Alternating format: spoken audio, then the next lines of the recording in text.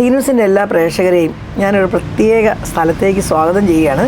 ഞാനിപ്പോൾ ഇരിക്കുന്ന സ്ഥലത്തിൻ്റെ ഒരു ഇതൊക്കെ കണ്ടു കഴിഞ്ഞാൽ പഴയ ഒരു തറവാട്ടിൽ വന്ന പോലെയൊക്കെ നിങ്ങൾക്ക് തോന്നും. പക്ഷേ ഇതൊരു പഴയ തറവാടല്ല. ആ തറവാടിൻ്റെ ഓർമ്മയ്ക്കായി റോയി മാത്യു വടക്കേലച്ചൻ അദ്ദേഹത്തിൻ്റെ ജീവിതവും അദ്ദേഹത്തിൻ്റെ പ്രവർത്തനങ്ങളും ഇവിടെ ഒരു വലിയ സമുച്ചയം തന്നെ പാവങ്ങൾക്ക് വേണ്ടി അല്ലെങ്കിൽ ഏറ്റവും ആവശ്യകത ഈ സമൂഹത്തിൽ വിഷമിക്കുന്നവർക്ക് വേണ്ടി ചെയ്തിരിക്കുന്നൊരു അച്ഛൻ നമ്മളോടെ ഉണ്ട്. അച്ഛൻ്റെ ആശയങ്ങളും അച്ഛൻ്റെ പ്രവർത്തനങ്ങളും അച്ഛൻ്റെ ഈ സമയത്തുള്ള അച്ഛനെ ഏൽക്കുന്ന വെല്ലുവിളികളും ഒക്കെയാണ് ഇന്ന് സീനൂസ് പ്രേക്ഷകർക്ക് വേണ്ടി ഞാൻ അവതരിപ്പിക്കുക. സ്നേഹത്തോടെ റോയി അച്ഛനെ ഞാൻ സ്വാഗതം ചെയ്യുന്നു. സ്വാഗതം അച്ഛൻ. Thank you. അച്ഛാ, ഇങ്ങോട്ട് വന്നപ്പോൾ എന്താ പറയുക, ചുറ്റും നോക്കുമ്പം ഒരു വലിയ സംരംഭം. ഇതെങ്ങനെ എത്ര വർഷം കൊണ്ട് തുടങ്ങിയാലാണ് ഇങ്ങനെ എത്തിക്കാൻ പറ്റുക? അല്ല, ഇതിൻ്റെ പിന്നിൽ എന്തുമാത്രം അധ്വാനമുണ്ട്, എന്തുമാത്രം വില കൊടുത്തിട്ടുണ്ട്, എന്തുമാത്രം സഹനങ്ങളുണ്ടായിട്ടെന്നെല്ലാം വെറുതെ ഞാനിങ്ങനെ ഒന്ന് റൗണ്ട് അടിച്ചപ്പോൾ എനിക്ക് മനസ്സിലായിട്ടുണ്ട്. ഈ ലോകം മുഴുവൻ കാണുന്ന സീനൂസ് പ്രേക്ഷകർ ഇത് മനസ്സിലാക്കുന്നതിന് വേണ്ടി ഞാൻ അച്ഛനെ ആദ്യമായിട്ട് എൻ്റെ ആദ്യത്തെ ഒരു അച്ഛനോടുള്ള ചോദ്യം തന്നെ, എന്താണ് ഈ സംരംഭം, എങ്ങനെ ഇത് സംരംഭം ഉണ്ടായി? അതിനുശേഷം നമുക്ക് അനേകം കാര്യങ്ങളിലേക്ക് കിടക്കാം. ഒന്ന് പറയാം അച്ഛൻ. ചേച്ചിയെയും മറ്റ് ശ്രോതാക്കളെയും ഏഞ്ചൽസ് വില്ലേജിലേക്ക് ഏറെ സ്നേഹത്തോടെ സ്വാഗതം ചെയ്യുകയാണ്. മാലാഖമാരുടെ ഗ്രാമം ഒരു സ്വപ്ന സാക്ഷാത്കാരത്തിൻ്റെ ആരംഭമെന്ന് വേണമെങ്കിൽ പറയാം. ഞാൻ എൻ്റെ പൗരോഹിത്യ ജീവിതമോ അല്ലെങ്കിൽ എൻ്റെ പഠനകാലം മുതൽ ഈ ജീവകാരുണ്യ മേഖലയിൽ ഉള്ള പ്രവർത്തനങ്ങൾക്ക് കൂടുതൽ ശ്രദ്ധ കൊടുക്കാൻ എനിക്ക് അവസരം ലഭിച്ചിരുന്നു. ഏഞ്ചൽസ് വില്ലേജ് എന്നുള്ളത് ബുദ്ധിപരമായ പരിമിതിയുള്ള കുഞ്ഞുങ്ങൾക്കും അവിടെ മാതാപിതാക്കന്മാർക്കും വേണ്ടിയുള്ള ഒരു സമഗ്ര പദ്ധതി എന്ന നിലയിൽ ആരംഭിച്ചതാണ്. വൂം ടു ടൂം, അമ്മയുടെ ഉദരത്തിൽ ഇങ്ങനെ ഒരു കുഞ്ഞ് ജനിക്കുമ്പോൾ മുതൽ മരണം വരെ അവരെ എങ്ങനെ കൂടെ നിന്ന് സഹായിക്കാം. ഇതൊരു സ്ഥാപനമോ ഒരു പ്രസ്ഥാനം എന്നതിനേക്കാൾ ഇതൊരു ജീവിത ശൈലി എന്ന നിലയിലാണ് നമ്മൾ കാണാനായിട്ട് ഉദ്ദേശിക്കുന്നത്. അമ്മയുടെ ഉദരത്തിലൊരു കുഞ്ഞ് രൂപപ്പെടുമ്പോൾ ഇങ്ങനെയുള്ളൊരു കുട്ടിയാണ് എന്നുള്ള അറിവ് ലഭിക്കുന്ന നിമിഷത്തിൽ ആ മാതാപിതാക്കന്മാർക്ക് വരുന്ന വേദനയും ദുഃഖവും എന്ന് നാളുകളുടെ അനുഭവത്തിൽ നമുക്ക് മനസ്സിലായി. അപ്പോൾ അത് ലഘൂകരിക്കുവാൻ പ്രത്യേകിച്ച് ഒരു പുരോഹിതൻ എന്ന നിലയിൽ എനിക്ക് വലിയ ധർമ്മമുണ്ട് എന്നുള്ള ഒരു തിരിച്ചറിവ് ആണ് ഈ ഒരു പ്രസ്ഥാനത്തിലേക്ക് വരാൻ എന്നെ പ്രേരിപ്പിച്ചത്. ഞാൻ വൈദികനായിട്ട് 29 വർഷമായി. അച്ഛനെ പിറ്റേ വർഷം ഞാൻ മാനസികരോഗികളായ സ്ത്രീകൾക്ക് വേണ്ടി നല്ല സമ്രാനാശ്രമം എന്ന പേരിൽ ഒരു ഭവനം കാഞ്ഞിരപ്പള്ളിയിൽ ആരംഭിച്ചു. അത് അവിടെ ഇപ്പോൾ 130 സ്ത്രീകളുണ്ട്. തുടർന്ന് ഞാൻ മുണ്ടക്കടുത്ത് വണ്ടമ്പതാലിൽ അമ്മമാർക്കും കുഞ്ഞുങ്ങൾക്കും വേണ്ടി ഒരു ഭവനത്തിൻ്റെ ഉത്തരവാദിത്വം നിർവഹിക്കുന്നുണ്ട്. അതും 10-25 വർഷത്തിലധികമായി. ഇങ്ങനെ വിവിധ സ്ഥാപനങ്ങളും ഇങ്ങനെയുള്ള ശുശ്രൂഷകളും ചെയ്തുകൊണ്ടിരിക്കെ 18 വർഷങ്ങൾക്ക് മുമ്പാണ് രൂപത ആശാനിലയം എന്ന പേരിലുള്ള ബുദ്ധിപരമായ പരിമിതിയുള്ള കുഞ്ഞുങ്ങളുടെ സ്പെഷ്യൽ കൊണ്ട് ഉത്തരവാദിത്വം എന്നെ ഏൽപ്പിക്കുക. ആശാനിലയം കാഞ്ഞിരപ്പള്ളി രൂപത 77 ആരംഭിച്ചിട്ട് രൂപത ആരംഭിച്ച ഏറ്റവും ആദ്യത്തെ ഒരു സ്ഥാപനം ആണ് ആശാനിലയം. ഈ ആശാനിലയം എന്നുള്ള ഈ സ്പെഷ്യൽ സ്കൂളിൻ്റെ ഉത്തരവാദിത്വം എന്നെ ഏൽപ്പിച്ച് അതിൻ്റെ പ്രവർത്തനങ്ങളിലേക്ക് ഞാൻ കടന്നപ്പോഴാണ് ബുദ്ധിപരമായ പരിമിതിയുള്ള കുഞ്ഞുങ്ങളും അവരെ സംരക്ഷിക്കുന്ന മാതാപിതാക്കളും കുടുംബാംഗങ്ങളും എത്രയധികം വേദനയും ത്യാഗവും സഹിക്കുന്നുണ്ട് എന്നും പൊതുസമൂഹത്തിൽ നിന്ന് വലിയ തിരസ്കരണവും അത് സർക്കാർ ഇതര സംവിധാനങ്ങളിൽ നിന്നുള്ള കാര്യമായ ഒരു സപ്പോർട്ടും ഇല്ലാതെ ഇത് മാതാപിതാക്കന്മാരുടെ മാത്രം ഒരു സ്വകാര്യ ദുഃഖമായും ഒരു വേദനയായും നിലകൊള്ളുന്നത് എനിക്ക് വളരെയധികം ബോധ്യപ്പെടാൻ ഇടവന്നു. പ്രത്യേകിച്ച് ഈ മാതാപിതാക്കന്മാരുടെ വിഷമം. ഇങ്ങനൊരു കുഞ്ഞ് ജനിച്ചാൽ യഥാർത്ഥത്തിൽ പേരൻസാണ് ഡിസേബിൾ ആകുന്നത്. ഈ കുഞ്ഞുങ്ങൾ യഥാർത്ഥത്തിൽ ഇതിൻ്റെ വരുമരായികളോ അതിൻ്റെ ദുഃഖങ്ങളോ ഒന്നും തിരിച്ചറിയുന്നില്ല. യഥാർത്ഥത്തിൽ ഏഞ്ചൽസ് വില്ലേജ് ആരംഭിക്കുവാനുള്ള എൻ്റെ ഏറ്റവും പ്രധാനപ്പെട്ട ഇൻസ്പിരേഷൻ എന്ന് പറയുന്നത് ഈ മാതാപിതാക്കളാണ്. ഇവരെ നമ്മൾ ഏത് വിധത്തിൽ പ്രകീർത്തിച്ചാലും അവരുടെ ത്യാഗവും സഹനവും എത്രയധികം നമ്മൾ പറയാൻ ശ്രമിച്ചാലും വാക്കുകൊണ്ടത് വിവരിക്കാൻ സാധിക്കുകയില്ല. അത് എൻ്റെ നേരിട്ടുള്ള ഒരു അനുഭവമാണ്. പ്രത്യേകിച്ച് നമ്മൾ ഇങ്ങനെ ഒരു സ്ഥാപനത്തിൽ വന്നു പോയി എന്നതുകൊണ്ട് ഒരിക്കലും ഇത് തിരിച്ചറിയാൻ പറ്റില്ല. ആ പേരൻസിൻ്റെ അവസ്ഥ അവർ കൂടെ നിന്ന് നമുക്ക് തിരിച്ചറിയണം. അല്ലെങ്കിൽ അങ്ങനെ ഒരു കുഞ്ഞ് ആ വീട്ടിലുണ്ടാകണം. ഇത് രണ്ടുമില്ല എങ്കിൽ നമുക്ക് ഒരിക്കലും ഈ കുഞ്ഞുങ്ങളെ പേകലും നമുക്ക് തിരിച്ചറിയാൻ പറ്റുകയില്ല. അപ്പം അങ്ങനെ ഈ 18 വർഷം മുമ്പ് ഈ സ്കൂളിൻ്റെ ഉത്തരവാദിത്വം എനിക്ക് ലഭിക്കുകയും ഈ മാതാപിതാക്കന്മാരുമായിട്ടുള്ള ഇടപെടലിലൂടെ അവർക്ക് കുറേ കൂടി സഭയും സമൂഹവും സർക്കാരുമൊക്കെ ഒരു സ്വാതന്ത്ര്യത്തിൻ്റെയോ അല്ലെങ്കിൽ കുറച്ചുകൂടി ആശ്വാസത്തിൻ്റെയോ ഒരു ഇടം കൊടുക്കണമെന്ന് വലിയ കാര്യമായിട്ട് ആഗ്രഹിക്കുകയും അതിൻ്റെ പശ്ചാത്തലത്തിൽ അഭിനന്ദ അറയ്ക്കപിതാവാണ് എനിക്ക് രൂപതയിൽ ഇതിനുവേണ്ടി എല്ലാ സപ്പോർട്ടുകളും ആദ്യകാലത്ത് ചെയ്തു തന്നത്. ഇപ്പോൾ പുളിക്കപിതാവും അതേപോലെ തന്നെ സപ്പോർട്ട് ചെയ്തുകൊണ്ടിരിക്കും. അപ്പോൾ ഏഞ്ചൽസ് വില്ലേജ് എന്നുള്ള ഈ പേര് തന്നെ അതിനാൽ തന്നെ വ്യക്തമാണ്. ഈ ലോകത്തിൽ ബോധപൂർവം തെറ്റിയാത്ത ഏക മനുഷ്യർ എന്ന് പറയുന്നത് ഇവരാണ്. അപ്പോൾ ഇവർ മാലാഖമാരാണ്. അപ്പോൾ ഇവരുടെ ഒരു ഗ്രാമം എന്ന നിലയിലാണ് മാലാഖമാരുടെ ഈ ഗ്രാമം നമ്മൾ ഡിസൈൻ ചെയ്തിരിക്കുന്നത്. 10 ഏക്കറിലധികം ഉള്ള ഈ സ്ഥലം 7 വർഷങ്ങൾക്ക് മുമ്പാണ് നമ്മൾ വാങ്ങിക്കാനിട വന്നത്. വാങ്ങിക്കുമ്പോൾ ചെറിയ ഒരു വീടും ഏതാനും സെൻറ്റ് സ്ഥലമേ നമുക്കുണ്ടായിരുന്നുള്ളൂ. എന്നാൽ അത് ഈ അടുത്ത കാലങ്ങളിൽ അത് കുറേ സ്ഥലങ്ങൾ നമ്മൾ വാങ്ങിക്കുകയും ഇപ്പോൾ ഇവിടെ 12 വിവിധ സേവന പ്രവർത്തനങ്ങളാണ് നമുക്ക് ഏഞ്ചൽസ് വില്ലേജ് അനുബന്ധിച്ച് ബുദ്ധിപരമായ പരിമിതിയുള്ള കുഞ്ഞുങ്ങൾക്കും പേരൻസിനും വേണ്ടി നടത്തുക. അവർക്ക് വേണ്ടി മാത്രമായി 12 സ്ഥാപനങ്ങൾ നമുക്കുണ്ട്. അതേക്കുറിച്ച് പറയുന്നതിലും ഏറെ ഒരു സന്തോഷമാണ് ഉള്ളത്. അത് ദൈവത്തിൻ്റെ ഒരു വലിയ പദ്ധതിയാണ്. പൊൻകുന്നത്തായിരുന്ന ആശാനിലയം സ്കൂള് കെട്ടിടപ്പണികൾ പൂർത്തിയാക്കി 3 വർഷങ്ങൾക്ക് മുമ്പ് ഈ ഒരു സ്ഥലത്തേക്ക് വരുമ്പോൾ 2 സ്ഥാപനങ്ങളാണ് ഉണ്ടായിരുന്നുവെങ്കിൽ ഇന്ന് 10 സ്ഥാപനങ്ങൾ കൂടി അഡീഷണലായി വന്ന് 12 സ്ഥാപനങ്ങളായി വളർന്നപ്പോൾ ഇത് ദൈവത്തിൻ്റെ വലിയ ഒരു പദ്ധതിയും പരിപാലനയും പിന്നിലുണ്ട് എന്നുള്ളതാണ് ഇതേക്കുറിച്ച് എനിക്ക് പറയാനുള്ളത്. കാരണം ഇവിടെ നമ്മൾ കുട്ടികളിൽ നിന്ന് 1 പൈസ പോലും വാങ്ങിക്കാതെയാണ് കുട്ടികൾക്ക് അഡ്മിഷൻ കൊടുക്കുന്നത്. ഇവിടെ അധ്യാപകർക്ക് വേതനം നൽകണം, അല്ലെങ്കിൽ മറ്റു വിധത്തിലുള്ള ഒക്കെ ചെലവുകളും മറ്റുള്ളവർ തരുന്ന സംഭാവനകൾ കൊണ്ട് മാത്രമാണ്. സർക്കാരിൻ്റെ 4 വർഷമായി 1 പൈസ എങ്കിലും നമുക്ക് കിട്ടിയിട്ടുണ്ട്. അപ്പോൾ ഇങ്ങനെയുള്ള ഒരു സാഹചര്യത്തിൽ ഇത് ദൈവം ഏൽപ്പിച്ചൊരു ഉത്തരവാദിത്വമാണെന്ന് തിരിച്ചറിഞ്ഞ പശ്ചാത്തലത്തിൽ എന്നോടൊപ്പം അനവധി ആൾക്കാർ, ബഹുമാനപ്പെട്ട സിസ്റ്റേഴ്സ് ഇവിടെ ധാരാളം പേര് വർക്ക് ചെയ്യുന്നുണ്ട്. ജോൺ ചേട്ടനെ പോലെയുള്ള മാതാപിതാക്കൾ ഇവിടെയുണ്ട്, മറ്റ് സ്റ്റാഫ് അംഗങ്ങളുണ്ട്.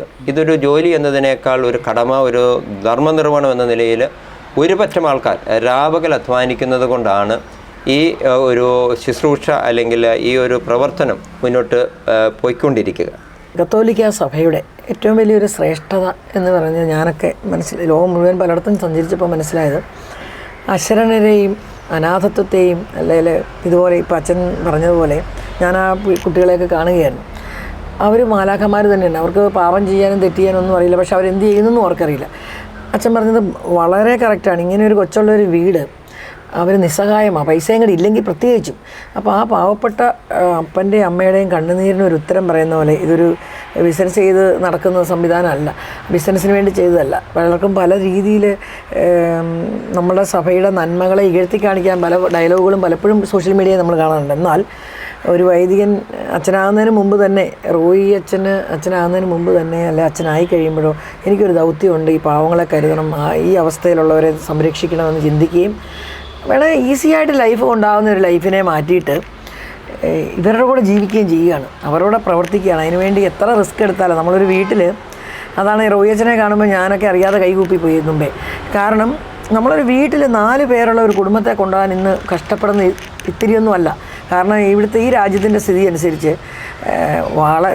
കിട്ടുന്ന ചെറിയ പാവപ്പെട്ടവരുടെ ഞാൻ പറയണത്, കിട്ടുന്ന പെൻഷൻ അല്ലെങ്കിൽ ഒരു രോഗം വന്നാൽ സ്ഥലവും കൂടെ വിറ്റ് ചികിത്സിക്കണം.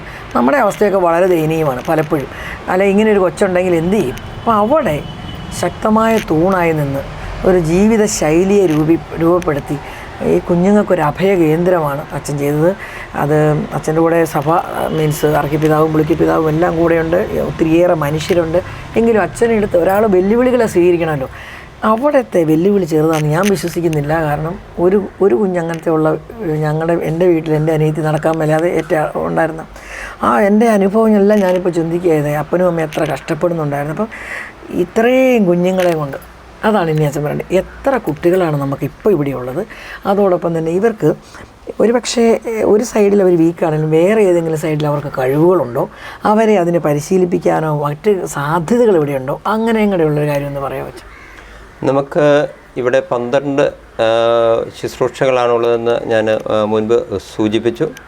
ഈ 12 പ്രവർത്തന മേഖലകൾ നമ്മൾക്ക് ഏഞ്ചൽസ് ഗാർഡൻ എന്ന പേരിൽ ഒരു തെറാപ്പി സെൻ്ററുണ്ട്.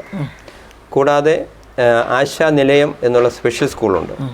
18 വയസ്സ് കഴിഞ്ഞവർക്ക് നമുക്ക് 2 തൊഴിൽ പരിശീലന കേന്ദ്രങ്ങളുണ്ട്. ഒന്ന് ആശ്വാസ് വൊക്കേഷണൽ ട്രെയിനിങ് സെൻറ്റർ, മറ്റൊന്ന് VFAM, ഒരു ഫാം സ്കൂൾ തന്നെ നമുക്ക് ഉണ്ട്.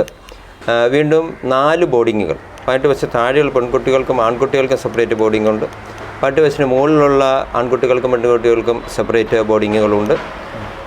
വീണ്ടും ഇങ്ങനെയുള്ള കുഞ്ഞുങ്ങളും മാതാപിതാക്കളും ആജീവനാൻ താമസിക്കുന്ന ഏഞ്ചൽസ് ഹോം എന്ന് പറഞ്ഞ് പേരൻസ് അപ്പാർട്ട്മെൻറ്റുകളുണ്ട്.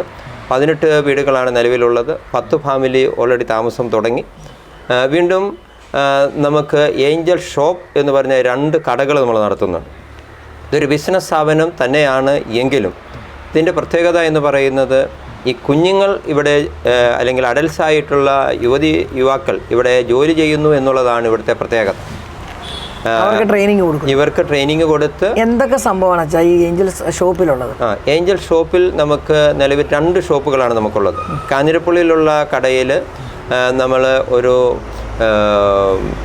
വിവിധ പലചരക്ക് സാധനങ്ങളും നമ്മുടെ ഫാമിൽ ഉള്ള പാല്, തൈര്, കോഴിമുട്ട, താറാവുമുട്ട, കപ്പ, ചക്ക, ചേമ്പ്, ചേന, വിവിധ പച്ചക്കറികൾ, ഇപ്പം ഇങ്ങനെയുള്ള സാധനങ്ങളും അവിടെ കൊടുക്കുന്നുണ്ട്. കൂടാതെ ചെറിയൊരു കോഫി ഷോപ്പും കൂടി ആയിട്ടാണ് അവിടെ നടക്കുന്നത് എങ്കിൽ ഇവിടെ ചെങ്കലിലുള്ള ഏഞ്ചൽ ഷോപ്പിൽ അല്പം കൂടി വ്യത്യസ്തമായിട്ടാണ്. ഇത് ട്രാവലേഴ്സ് കൂടുതൽ വരുന്ന ഒരു സ്ഥലമായതിനാൽ ഇതൊരു പ്രീമിയം ബേക്കറി ടീ ഷോപ്പ് എന്ന നിലയിലും പ്രസൻറ്റേഷൻസ് ഇവിടെ നമ്മൾ കൊടുക്കുന്നുണ്ട്. സ്പൈസസ് ഇവിടെയുണ്ട്. അപ്പോൾ ഇവിടെ ഉള്ള കുട്ടികൾ, ജോൺ ചേട്ടൻ്റെ 2 മക്കൾ ഇവിടെ ജോലി ചെയ്യുന്നുണ്ട്. അവർ സേവനമല്ല ചെയ്യുന്ന ജോലിയാണ് ചെയ്യുന്നത്. കൂടാതെ മറ്റ് ഒരു കുട്ടി അല്ലെങ്കിൽ ഒരു യുവാവ് ജോലി ചെയ്യുന്നുണ്ട്. അവൻ്റെ വീട്ടിലെ മുഴുവൻ ചെലവുകളും ഇവിടുന്ന് കൊടുക്കുന്ന വേതനം കൊണ്ടാണ് അവന് ജീവിക്കാൻ അവസരമാകുന്നത്. അപ്പം ഇങ്ങനെ ഈ കുട്ടികളെ നമ്മൾ ചെറുപ്പം മുതലേ അവിടെ അഭിരുചിക്കൊത്ത് അവരെ വളർത്തിയെടുക്കുവാനാണ് ശ്രമിക്കുന്നത്. ഇവിടെ ഞാനീ പറഞ്ഞ കൂടാതെ നമ്മൾ എയർലി ഇൻ്റർവെൻഷൻ്റെ ഓട്ടിസം സെൻറ്ററിനോടും ചേർന്ന് നമുക്ക് ഈ വർഷം പുതുതായി നമ്മൾ ആരംഭിച്ചിരിക്കുന്ന ലേണിംഗ് ഡിസബിലിറ്റി ഉള്ള കുട്ടികൾക്ക് വേണ്ടിയുള്ള ഒരു ട്രെയിനിങ് സെൻറ്ററും കൂടി നമ്മൾ ആരംഭിച്ചിട്ടുണ്ട്. അപ്പോൾ ഈ ഇത്രയും സ്ഥാപനങ്ങളിലായി 324 കുട്ടികളാണ് നമുക്ക് നിലവിലുള്ളത്. അതായത് കേരളത്തിൽ 300ഓളം സ്കൂളുകളുള്ളതിൽ ഏറ്റവും അധികം കുട്ടികളുള്ളതിലെ ഒരു സ്കൂളാണ് ഇത്. 82 ജീവനക്കാർ നിലവിൽ നമുക്കുണ്ട്. അപ്പം ഇവിടെ ഈ കുട്ടികളുടെ പഠന പരിശീലനം എന്ന് പറയുന്നത് മറ്റെല്ലാ വിഭാഗത്തിൽ നിന്നും വളരെ വ്യത്യസ്തമാണ്. സ്പീച്ച് ഹിയറിംഗ് ഇമ്പയർഡായിട്ടുള്ള കുട്ടികൾക്ക് പഠന പദ്ധതിയുണ്ട്. ബ്ലൈൻഡായ കുഞ്ഞുങ്ങൾക്ക് വേണ്ടിയുള്ള പഠന രീതികളുണ്ട്. ഈ 2 വിഭാഗത്തിലുള്ള സ്പെഷ്യൽ സ്കൂളുകളും ജനറൽ സ്കൂളിലെ അല്ലെങ്കിൽ പൊതുവിദ്യാഭ്യാസത്തിലെ അതേ സിലബസുകളാണ് പാലിച്ച് പഠന പരിശീലനം നൽകുന്നത് എങ്കിൽ സ്പീച്ച് ഹിയറിംഗ് ഇമ്പയർഡിന് സൈൻ ലാംഗ്വേജിലൂടെയും ബ്ലൈൻഡ് കുഞ്ഞുങ്ങൾക്ക് ബ്രെയിലി ലിപിയിലൂടെയും സെയിം കാര്യങ്ങൾ പഠിപ്പിക്കുന്നു. എന്നാൽ ഇൻ്റലക്ച്വലി ചലഞ്ചറായിട്ട് കുട്ടികളുടെ സ്പെഷ്യൽ സ്കൂളുകളിൽ ഇതിൽ നിന്നുമായിട്ട് ഒരു ബന്ധവുമില്ലാത്ത പാഠ്യപദ്ധതിയാണ് നിലവിലുള്ളത്. അവർക്ക് primary 1, secondary 1, secondary 2, pre vocation എന്ന നിലയിൽ ഇവരുടെ ക്രോണോളജിക്കൽ ഏജിൻ്റെയും ഇവരുടെ എബിലിറ്റിയുടെ അടിസ്ഥാനത്തിൽ ഇവർക്ക് പരിശീലനം കൊടുക്കുക. ഒറ്റ വാക്കിൽ പറഞ്ഞാൽ ഒരമ്മ ഒരു കുഞ്ഞിന് എന്തൊക്കെ ശിക്ഷണവും പരിചരണവും ഒരു വീട്ടിൽ കൊടുക്കുന്നുവോ ആ കാര്യങ്ങൾ കുറച്ചുകൂടി വിപുലമായ രീതിയിൽ ഇവിടെ ചെയ്യുന്നു. ഈ കുഞ്ഞുങ്ങൾക്ക് ടോയ്ലറ്റ് ട്രെയിനിങ് ഇവിടെ നമ്മൾ കൊടുക്കുന്നുണ്ട്. ഈ കുഞ്ഞുങ്ങൾക്ക് ഡ്രസ്സ് ഇടാനുള്ള പരിശീലനം നമ്മൾ കൊടുക്കുന്നുണ്ട്. ബട്ടൺസ് ഇടാനുള്ള പരിശീലനം നമ്മൾ കൊടുക്കുന്നുണ്ട്. സിബ് ഇടാനുള്ള പരിശീലനം കൊടുക്കുന്നുണ്ട്. ഷൂ ഇടാനുള്ള പരിശീലനം കൊടുക്കുന്നുണ്ട്. മുടി ചീകാനുള്ള പരിശീലനം കൊടുക്കുന്നുണ്ട്. കൈ കഴുകി ഭക്ഷണം കഴിക്കുവാനും ഭക്ഷണം കഴിച്ചതിനെ കൈ കഴുകാനും പഠിപ്പിക്കുന്നുണ്ട്. ഇങ്ങനെ തുടങ്ങി ഒരു വീട്ടിൽ ഒരമ്മ എന്ത് പഠിപ്പിക്കുന്നു, ഒരു നേഴ്സ്, ഒരു ഡോക്ടർ എന്തൊക്കെ പരിശീലനം കൊടുക്കുന്നു, ആ കാര്യങ്ങൾ സമഗ്രമായി ഇവിടെ ഈ അധ്യാപകരെ പഠിപ്പിക്കുകയാണ്. ഇനി ഈ അധ്യാപകരെന്ന് പറയുന്നത് ജനറൽ സ്കൂളിലെ പോലെ തന്നെ സ്പെഷ്യൽ എഡ്യൂക്കേഷനിൽ BEdഉം DEdഉം MEdഉം നേടി റീഹാബിലിറ്റേഷൻ കൗൺസിൽ ഓഫ് ഇന്ത്യയുടെ പ്രത്യേക പരിശീലനമോ അല്ലെങ്കിൽ അംഗീകാരമോ വാങ്ങിയുള്ള ഒരു പരിശീലന പദ്ധതിയാണ് ഇവിടെ നടത്തുന്നത്. കൂടാതെ കേരള ഗവൺമെൻറ്റിൻ്റെ SCRTയുടെ കരിക്കുലമാണ് ഇവിടെ പരിശീലിപ്പിക്കപ്പെടുന്നത്. അച്ഛാ, ഞാൻ ചോദിക്കുന്നത് ഇപ്പോൾ ഈ സ്ഥലത്തേക്ക് വരണം, ഇങ്ങനെയൊരു കുട്ടിയുണ്ട്, ഒന്നാമത് അച്ഛൻ തന്നെ പറഞ്ഞു ഇപ്പോൾ വലിയൊരു നമ്പർ തന്നെ ഉണ്ട്, എങ്കിലും നാളെ വളരെ ദയനീയമായൊരു കൊച്ചുണ്ട്, അവരിപ്പോൾ ഈ ഇൻ്റർവ്യൂ കാണുകയാണ്, അവർക്ക് എങ്ങനെ വരാൻ പറ്റും? ഇത് എന്തെങ്കിലും ഫീസ് ആദ്യമേ അച്ഛനെ അടയ്ക്കേണ്ടതുണ്ടോ? അല്ലെ അവരിപ്പോൾ ഫാമിലി സഹിതം വന്ന് താമസിക്കണമെങ്കിൽ അവർക്കിപ്പോൾ ഒരു വീട് വെക്കണമെങ്കിൽ അവർ വീട് വെക്കാനുള്ള സംവിധാനം ഇല്ലാത്ത ഒരാളെ നമുക്ക് അങ്ങനെ ഫാമിലിയെ കൊണ്ട് താമസിപ്പിക്കാൻ പറ്റുമോ? അതോടൊപ്പം ഇവരുടെ ട്രീറ്റ്മെൻറ്റ്, ഇതിൻ്റെയൊക്കെ എക്സ്പെൻസുകൾ വലിയ സംഭവം തന്നെയായിരിക്കാം. ഓട്ടിസമൊക്കെ വലിയ കെയർ വേണ്ടതും ഇതുപോലെ ഇത്രയും സ്റ്റാഫ് വേണ്ടതെല്ലാമാണ്. പഠിപ്പിക്കുന്ന ടീച്ചേഴ്സിന് പൈസ കൊടുക്കണം, അവരാരും സർവീസ് തന്നെ ചെയ്യാൻ പറ്റില്ല, അവർക്കും ജീവിക്കണം. അപ്പോൾ ഇതൊരു വലിയ എമൗണ്ടിൻ്റെ ഒരു ആവശ്യം എല്ലാ മാസവും വരാമെന്നുള്ള ഉറപ്പാണ്. അപ്പോൾ ഇതിനെ എങ്ങനെയാണ് സുമനസ്സുകളുടെ സഹായമുണ്ടെന്ന് അച്ഛൻ തീർച്ചയായിട്ടും പറഞ്ഞു. എന്നാൽ അവിടെ കൊണ്ട് ഇവിടെ എത്തുമോ? അത് ബാധ്യതകൾ വരാറുണ്ടോ? അതാണോ അച്ഛൻ ഈ എന്താ പറയണ്ടേ, വണ്ണമൊന്നും വെക്കാതെ മെലിഞ്ഞ് ഈ ഭാരമെല്ലാം വഹിക്കുന്നതുകൊണ്ടാണോ ഇങ്ങനെ ഇരിക്കുന്നത്, ഓടി നടക്കുന്നതുകൊണ്ടാണോ, എന്താണ് അതിൻ്റെ ഒരു അവസ്ഥ? നമ്മൾ ഈ കുഞ്ഞുങ്ങൾക്കുള്ള ഇവിടെ അഡ്മിഷൻ്റെ കാര്യം എന്ന് പറയുന്നത് ഞാൻ സൂചിപ്പിച്ചതുപോലെ വിവിധ പ്രായത്തിലുള്ള വിവിധ പരിശീലനങ്ങളാണ് നമ്മൾ കൊടുക്കുന്നത്. ഏഞ്ചൽസ് ഗാർഡൻ തെറാപ്പിയാണ്. മാസങ്ങൾ ആയ ഒരു കുഞ്ഞു മുതൽ പ്രത്യേകിച്ച് 6 വയസ്സ് വരെയുള്ള കുട്ടികൾക്കുള്ള വിവിധ തരത്തിലുള്ള therapy, speech therapy, occupation therapy, physiotherapy, sensory integration, behavioural support തുടങ്ങി ഉള്ള പരിശീലനമാണ് കൊടുക്കുന്നത്. ഇവിടെ നമ്മൾ ഈ തെറാപ്പി സെൻറ്ററിൽ പുറത്ത് വലിയ ഒരു തുക വാങ്ങിച്ചാണ് പരിശീലനം നൽകുന്നത് എങ്കിൽ ഇവിടെ ഉള്ള സ്കൂളിലെ കുട്ടികൾക്ക് ഒരു പൈസ പോലും നമ്മൾ വാങ്ങിക്കാതെയാണ് തെറാപ്പി ഈ സ്കൂളിൽ നമുക്ക് ഈ കുട്ടികൾക്ക് കൊടുത്തുകൊണ്ടിരിക്കുക. അവർക്കുള്ള വലിയ ഹൈ സാലറിയാണ് സൈക്കോളജിസ്റ്റിനും മറ്റുള്ളത്. അപ്പോൾ സ്കൂളിലെ ഒരു കുട്ടിക്ക് ഒരു പൈസ പോലും തെറാപ്പിക്ക് നമ്മൾ വാങ്ങിക്കുന്നില്ല. കൂടാതെ 4 വയസ്സ് മുതൽ 18 വയസ്സ് വരെയാണ് സ്കൂളിംഗ് ഏജ് ആയിട്ട് സർക്കാർ പറയുന്നത്. ഒറ്റ പൈസ പോലും ഒരു കുട്ടികളിൽ നിന്നും സ്കൂളിൽ നമ്മൾ കുട്ടികളിൽ നിന്ന് വാങ്ങിക്കുന്നില്ല. 18 വയസ്സ് കഴിഞ്ഞ കുട്ടികൾക്ക് തൊഴിൽ പരിശീലനമാണ്. ഞാൻ പറഞ്ഞതുപോലെ 3 വിധത്തിലുള്ള തൊഴിൽ സംരംഭങ്ങളാണ് നമുക്കിവിടെയുള്ളത്. ഒന്ന് അഗ്രികൾച്ചർ ആൻഡ് ആനുവൽ അഗ്രികൾച്ചർ, മറ്റൊന്ന് ആനുവൽ ഹസ്ബൻഡറി, 3 നോൺ അഗ്രികൾച്ചർ. 73ഓളം വിവിധ തൊഴിൽ സംരംഭങ്ങൾ നമ്മളിവിടെ തൊഴിൽ പരിശീലനങ്ങൾ നമ്മൾ ഇവിടെ നൽകുന്നുണ്ട്. അത് 18 വയസ്സിന് മുകളിലുള്ളവരാണ്. 62 വയസ്സ് വരെ ഉള്ളവരും ഇവിടെ വരുന്നുണ്ട്. അത് ഡേ കെയർ എന്ന നിലയിൽ ഇവർ വന്ന് ഡേ ടൈമിൽ ഇവിടെ ചിലവഴിച്ച് അവർ സന്തോഷത്തോടെ ഉച്ചഭക്ഷണം ഇവിടെ നിന്ന് ഉണ്ട്, അത് കഴിച്ച് അല്ലെങ്കിൽ ഇവിടെയുള്ള എൻ്റർടൈൻമെൻറ്റ് പ്രോഗ്രാം കൂടി അവർ തിരിച്ചു പോകും. ഈ കുട്ടികളിൽ നിന്ന് ഒരു പൈസ പോലും നമ്മൾ വേതനം നമ്മൾ വാങ്ങിക്കുന്നില്ല. അതപ്പോൾ ഈ 3 വിഭാഗം പരിശീലനങ്ങൾ, ഞാൻ therapy, special education, vocational training, ഒരു പൈസ പോലും നമ്മൾ കുട്ടികളിൽ നിന്ന് വാങ്ങാതെയാണ് ഈ കുഞ്ഞുങ്ങൾക്ക് പരിശീലനം നൽകുന്നത്. ഇനി ഇവിടെ ഉള്ള പരിശീലനത്തിന് സ്റ്റാഫിൻ്റെ കാര്യം ചേച്ചി സൂചിപ്പിച്ചത്, സ്പെഷ്യൽ എഡ്യൂക്കേറ്റേഴ്സുണ്ട്, കെയർ ഗിവേഴ്സുണ്ട്, എക്സ്ട്രാ കരിക്കുലം ആക്ടിവിറ്റീസ്, യോഗയുണ്ട്, ബാൻഡ് പരിശീലനമുണ്ട്. നമുക്ക് 2 ബാൻഡ് ട്രൂപ്പ് നമ്മുടെ കുട്ടികളുടേത് ഇവിടെ പ്രവർത്തിക്കുന്നുണ്ട്.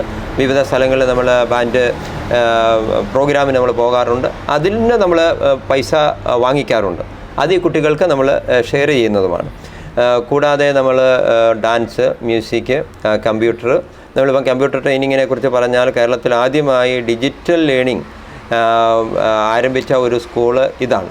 50 കുട്ടികൾക്ക്. ഞാൻ ഇടയ്ക്കൊന്ന് ചോദിച്ചോട്ടെ, അതായത് ഈ ഡിജിറ്റൽ ലേണിംഗ് വരെ കൊടുത്താൽ ഇവർക്കത് മനസ്സിലാവുന്നുണ്ടെന്നാണ് അതിൻ്റെ അർത്ഥം. ബാൻഡ് സെറ്റ് പഠിക്കാൻ അവർക്ക് കഴിവുണ്ട്. ഒരു സൈഡിൽ വീക്കാണെങ്കിലും മറു സൈഡിൽ അവർ എക്സ്ട്രാ ടാലൻറ്റഡ് ആണ് ചിലർ. തീർച്ചയായിട്ടും. അതായത് ഇവരെ 4 കാറ്റഗറിയാണ് പറയുന്നത്: മൈൽഡ്, മോഡറേറ്റ്, സിവിയർ, പ്രൊഫൗണ്ട്. മൈൽഡായിട്ടുള്ള കുട്ടികളെ വേണ്ട പരിശീലനം ചെറുപ്പകാലങ്ങളിൽ കൊടുത്താൽ അവരെ ജനറൽ എഡ്യൂക്കേഷനിൽ പൊതുസമൂഹത്തിൽ നല്ലവണ്ണം ഇൻ്റഗ്രേറ്റ് ചെയ്ത് വിവാഹം കഴിച്ച് അല്ലെങ്കിൽ മറ്റൊരാളെ പോലെ ജീവിക്കുന്നതിന് പ്രാപ്തമാക്കുന്നതിന് കാര്യമായ ബുദ്ധിമുട്ടുകളില്ല. എന്നാൽ മൈൽഡ് മുതൽ മുകളിലേക്കുള്ള കുട്ടികൾക്ക് കൂടുതൽ ട്രെയിനിങ് ആവശ്യമാണ്. പ്രത്യേകിച്ച് മൈൽഡായിട്ടുള്ള കുട്ടികളാണ് എങ്കിൽ അവർക്ക് കൊടുക്കേണ്ട ട്രെയിനിങ് കൊടുക്കേണ്ട സമയത്ത് കൊടുത്താൽ അവർ മുഖ്യധാരയിലേക്ക് കൊണ്ടുവരാൻ സാധിക്കുമെന്നുള്ള അനുഭവങ്ങൾ ധാരാളം നമുക്കുണ്ട്. അതിനുള്ള വലിയൊരു തീവ്ര ശ്രമമാണ് നമ്മൾ നടത്തുന്നത്. നമ്മുടെ കടയിൽ നിൽക്കുന്ന കുട്ടികളാകട്ടെ, കുട്ടികൾ ഞാൻ പറയുമ്പോൾ അവരെ കുട്ടി എന്ന് പറയുന്നതേ ഉള്ളൂ, അവർ 18 വയസ്സ് കഴിഞ്ഞ യുവാക്കളാണ് അല്ലെ യുവതികളാണ്.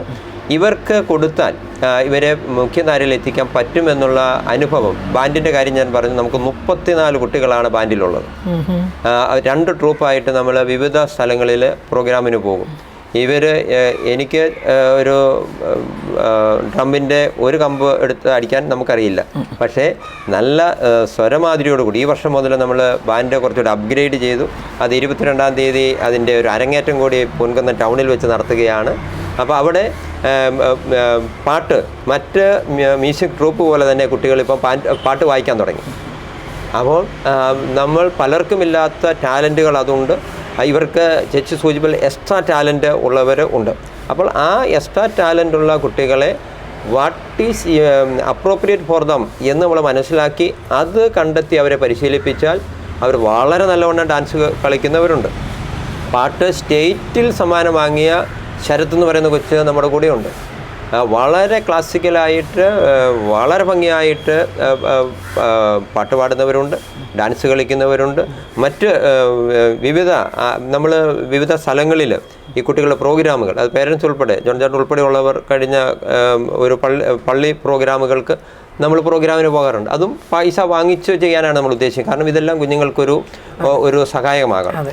ഇവിടെ വിവിധങ്ങളായ തൊഴിൽ സംരംഭം ഞാൻ പറഞ്ഞല്ലോ, 73 തൊഴിൽ സംരംഭങ്ങൾ. നമ്മൾ തിരി നിർമ്മാണമുണ്ട്, ഡിറ്റർജൻ്റ് പ്രോഗ്രാമുണ്ട്, ഇവിടെ സ്ക്രീൻ പ്രിൻറ്റിംഗ് ഉണ്ട്, ആർട്ട് ആൻഡ് ക്രാഫ്റ്റ് ഉണ്ട്, സ്കൾപ്ചർ മേക്കിംഗ് ഉണ്ട്.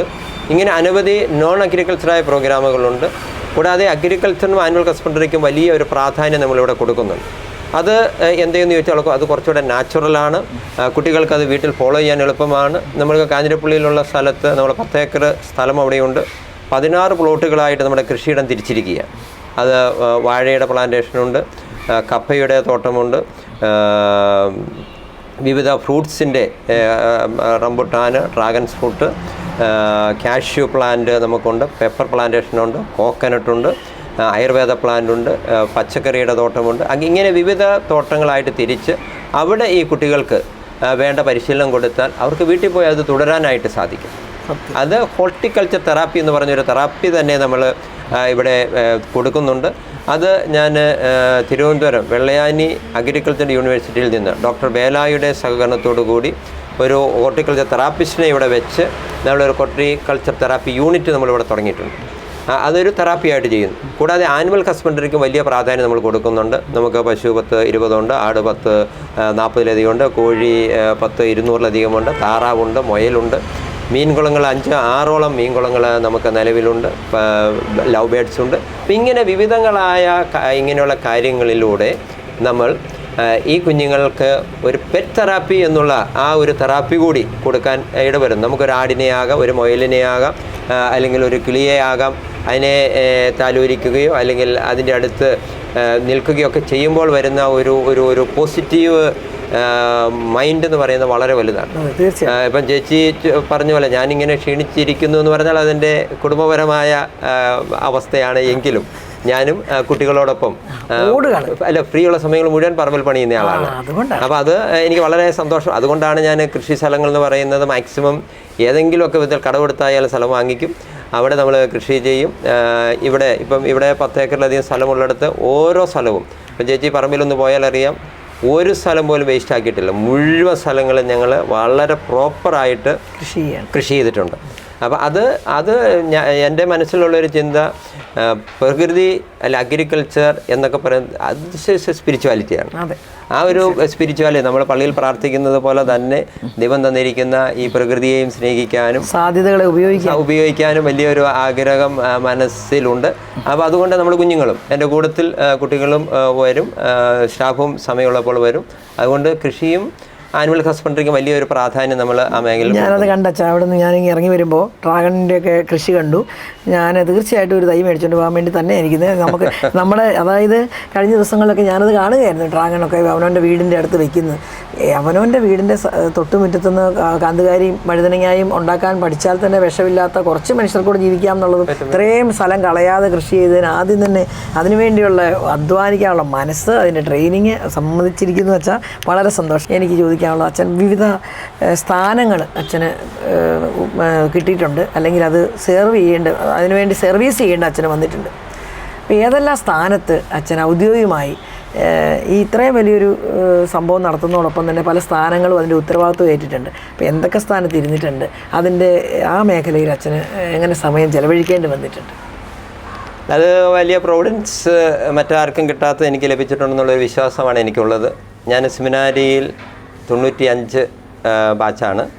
സെമിനാരിയിൽ നിന്ന് പുറത്തിറങ്ങിയിട്ട് ഒരാഴ്ചത്തെ പോലും ഒരു സ്പെഷ്യൽ കോഴ്സിൽ ഇതുവരെ പങ്കെടുക്കാത്ത ഒരാളാണ്. പക്ഷേ ദൈവം എനിക്ക് ഒത്തിരി അവസരങ്ങൾ തന്നു.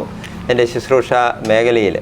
അപ്പോൾ അതിൽ ഞാൻ ഇപ്പോൾ ഓർഫനേജ് കൺട്രോൾ ബോർഡ് എന്ന് പറയുന്ന ഒരു ബോർഡാണ് കേരളത്തിൽ ക്ഷേമ സ്ഥാപനങ്ങൾ,